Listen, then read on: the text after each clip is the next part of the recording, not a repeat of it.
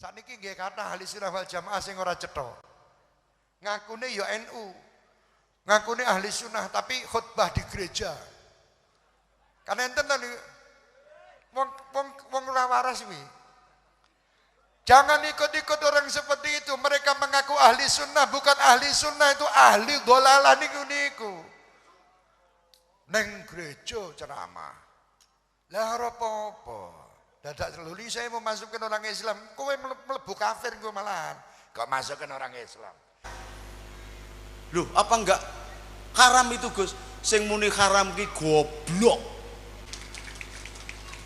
Banyak pastor yang kita Islamkan. Banyak pendeta yang kita Islamkan, tapi ya begitu caranya kayak Rasulullah. Gak usah masuk Islam, agamamu gak bener, gak usah. Untuk apa? Anda tahu gak bendahara PBNU yang namanya Dr. Haji Bina Suhendra itu adalah anak pendeta Katolik, keturunan Cina, direktur Buringer Kimia Farma, Papros, direkturnya utama. Cina presiden mahasiswanya, Cina Katolik di Jerman. Tapi saya datangin, Assalamualaikum Mas Bina. Saya ajak ngobrol sampai kepada menjelaskan Allah dengan mekanisme hukum fisika, hukum kimia. Saya jelaskan tentang hukum antariksa, saya jelaskan tentang hukum begini. Lalu masuk Islam, sekarang menjadi bendahara umum, pengurus besar Nahdlatul Ulama se-Indonesia. Saya yang Islamin. Mereka dakwah di dalam gereja, bukan dakwah, mereka justru menghina agama Islam di depan orang-orang kafir. Hati-hati. Ini mulai banyak orang-orang yang mengaku NU tapi rusak nih. Saya tidak peduli dia kiai apa habib ora mudeng. Siapapun yang melakukan seperti itu, ojo dicedai, didoi. Mereka penyakit-penyakit yang ada di negeri ini. Mereka yang akan merusak bangsa kita dengan dalil toleransi. Sebenarnya mereka tidak toleransi. Justru mereka menjual agama-agama Islam kepada agama-agama yang lain dengan mencari duit. Tergantung amplopnya biro. Maka kalau suaranya bagus silahkanlah. Tapi barang selawat boleh. Barang selawat mengutamakan selawat Nabi aja saya sudah dapat bayaran 60 juta, 70 juta sekian, silahkan. Tapi jangan ikut-ikut ngomong soal agama, ramudeng. Mung suarane apik tok ya wis barang selawat wae. Tapi jangan ngomong-ngomong soal ilmu, nanti malah nabrak yang lain-lain. Ini namanya gerak takhali, beramal soleh. Beramal soleh itu kemudian akan menghadirkan cahaya nur Allah. Yahdilahu linurihi mayasya. Allah menunjukkan cahayanya di hadapan orang yang dikehendaki. Namanya tajalli. Takhali, tajalli itu namanya kalau orang Jawa bilang ngalah. Ngalah itu sama dengan ngalor menuju ke lor. Kalau ngidul menuju ke kidul. Kalau ngalah menuju ke Allahu Akbar. Semua hidup kita dipasrahkan kepada Allah. Nek sudah menjadi takhali tajalli, maka bisa menjadi orang yang sempurna.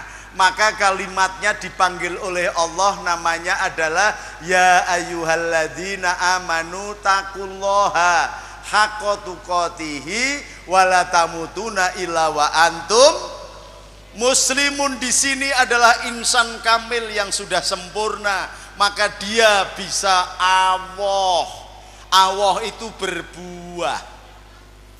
Maka orang yang takwa pasti berbuah kebaikan. Kata Nabi, khairun nas anfa'uhum linnas. Kalimatnya adalah khairun nas anfa'uhum bukan lil muslim, bukan lil mukmin. Maka ketika engkau berdakwah kemana-mana, masuki gereja, masuki vihara, kuil, gelandangan, bawah jembatan, datangi mereka. Apalagi masih Indonesia, datangi semuanya. Loh, apa enggak haram itu, Gus? Sing muni haram ki goblok. Ketika Rasulullah diangkat jadi nabi, sudah ada orang Islam belum? Lalu nabi berdakwah kepada siapa?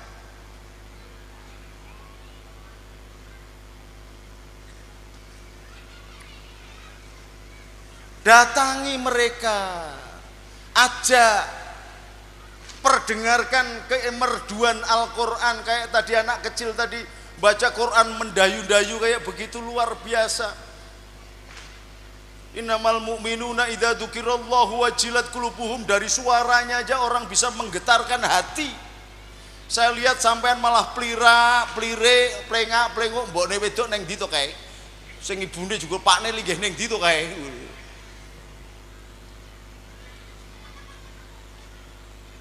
Sampaikan Quran baligul ani walau ayah, sampaikan ke mereka bahwa sudah engkau sampaikan, kemudian mereka tidak mau baik, silahkan.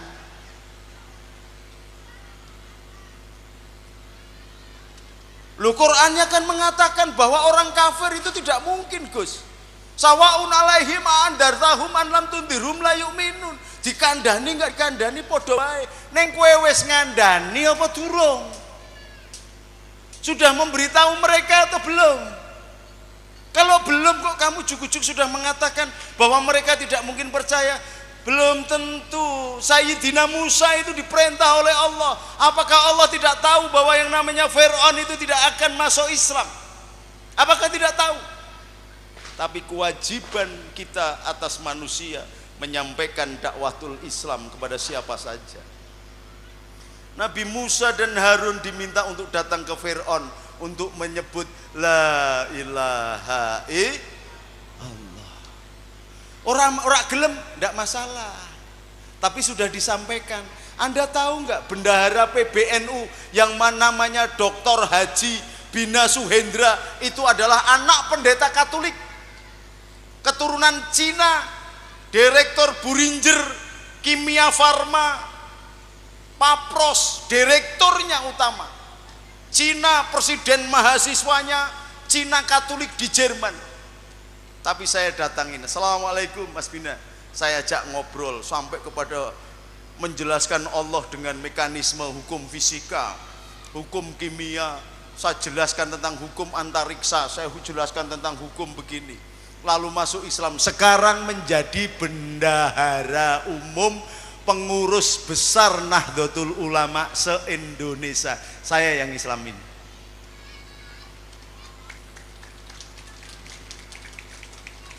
Banyak pastor yang kita Islamkan, banyak pendeta yang kita Islamkan. Tapi ya begitu caranya kayak Rasulullah. Gak usah masuk Islam, agamamu gak bener, gak usah. Untuk apa? Karena innal huda hudallah wahadi Rasulillah. Tidak akan mendapatkan huda dari Allah kalau Allah tidak memberi huda. Tetapi Allah akan memberi huda kalau ada hadi, ada risalah, ada syariat Rasulullah yang disampaikan.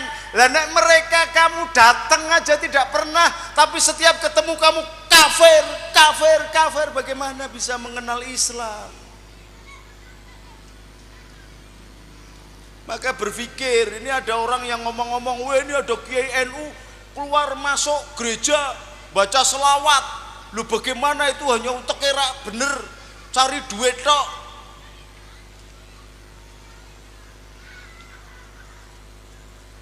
Lu bagaimana? Wong itu dulunya itu sopir bis di Arab namanya Syekh Abdul Qadir. Nama itu gak boleh pakai Syekh, itu gak boleh, wong Syekh itu gelar. Ini karena bapaknya kepingin dia jadi orang hebat saja, maka ditambahi Syekh Abdul Qadir. Wong jenengan kok insinyur, kayaknya enggak, sekolah dulu dapat gelar insinyur. Ini enggak, tahu-tahu namanya insinyur, namanya doktor begitu. Yang masuk gereja cari uang, ulama cari duit, utekin jeblok. Lha wong Gus Dur itu yang ngajarkan. Yang mengajarkan Gus Dur itu adalah Rasulullah.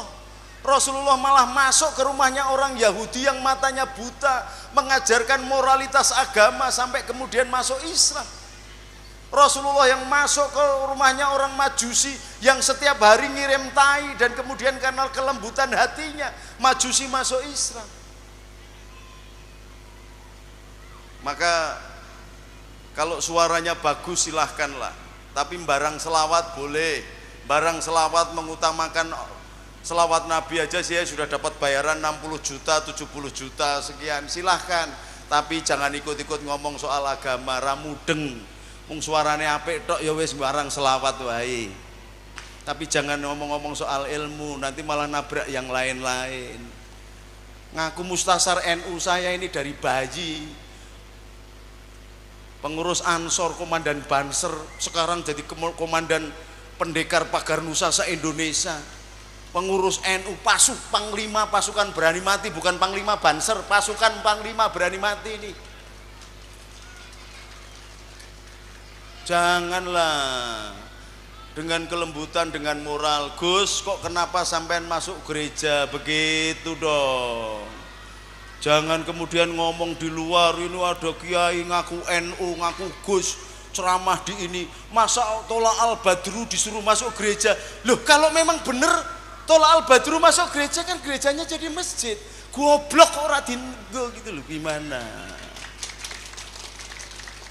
Berarti Rasulullah sudah menguasai mana-mana gitu loh. Itu berani mati. Maka jangan dengan kekerasan ngomong, Gus kok awakmu kok ceramah neng gereja, takon dong. Jangan ngomong di luar.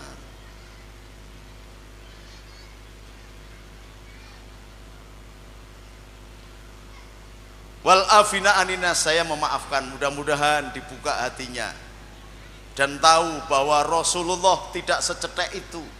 Rasulullah jin saja kepingin masuk Islam, datang kepada Rasulullah, diterima. Jin, pohon kurma yang dulu menjadi senderannya Rasulullah ketika hijrah, nangis. Rasulullah mendengar tangisan pohon kurma, lalu pohon kurmanya mengatakan, ya Rasulullah, bagaimana aku bisa dekat dengan engkau? Karena aku pohon kurma, yang lain bisa dekat dengan membaca sholawat saja, engkau bisa selamatkan dia dengan membaca syahadat, engkau selamatkan dia. Aku pohon kurma. Lalu bagaimana nasibku setelah engkau sandari dulu bertahun-tahun engkau tidak pernah melihat aku? Lalu dengan mukjizatnya Nabi Rasulullah menangis, hatinya tergerak. Pohon kurma saja mencintai Nabi. Maka Rasulullah juga memperlakukan pohon kurma sebagaimana manusia. Baik, kalau begitu wahai pohon kurma, ayo ikut kepadaku. Jalan, lalu dijadikan tiang rumahnya Nabi. Tiang rumahnya Nabi itu yang sekarang menjadi Raudhah. Di situ ada makamnya Sayyidina Abu Bakar, Sayyidina Umar, dan Rasulullah Muhammad SAW. Di Raudhah itu ada tulisan, Bainal baiti wa mimbari riyadin min riyadi jannah. Antara rumahku dan mimbarku adalah taman surga. Di antaranya ada pohon kurma yang dulu menangis karena rindunya kepada Nabi. Kalau sudah menangis rindu kepada Nabi berarti cinta. Kalau hukum cinta sudah berlaku, maka yang lain tidak berlaku. Loh, terus bagaimana Gus? Itu mencapai hakikat apa makrifat apa syariat? Saya nggak urusan makrifat, hakikat, hakikat apa syariat.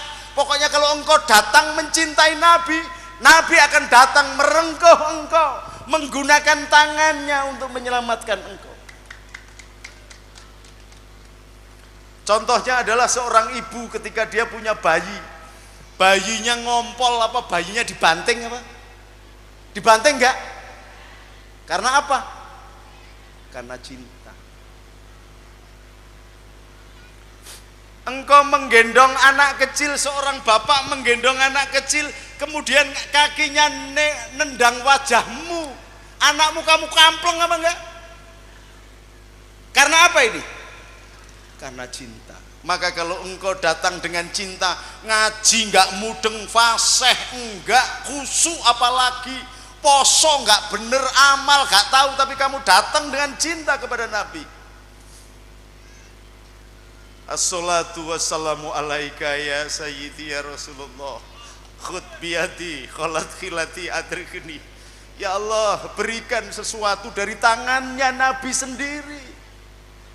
Maka seorang yang gagah, jagoan, panglima, bajingan sekalipun, ketika datang ke depan makamnya Nabi, pasti ambrol pertahanannya. Dia akan menangis.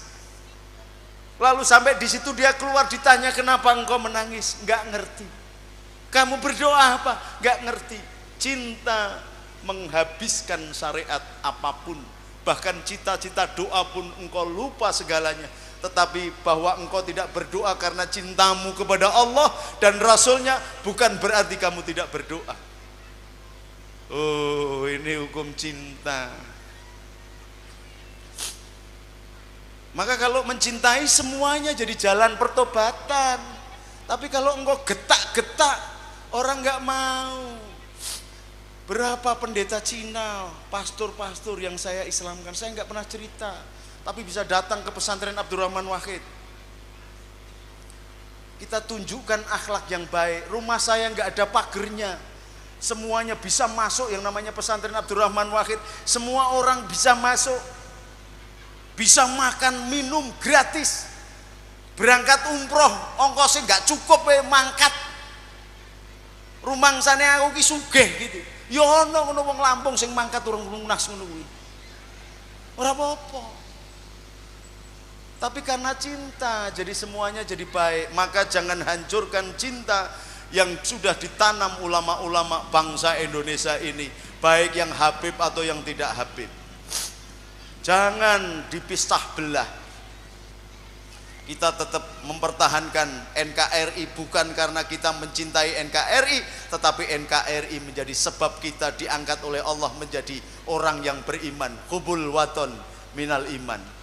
Maka dulu ulama-ulama menghadapi panglima-panglima perang dunia, yang namanya Jenderal Malabi dihadapi oleh Kiai Abbas, dan saya adalah anak angkatnya.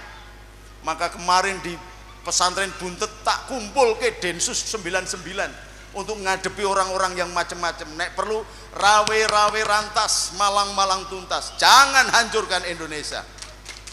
Mau Jokowi, mau Prabowo, Indonesia masih berlanjut selama adzan dikumandangkan Allahu Akbar, maka Islam tetap jalan.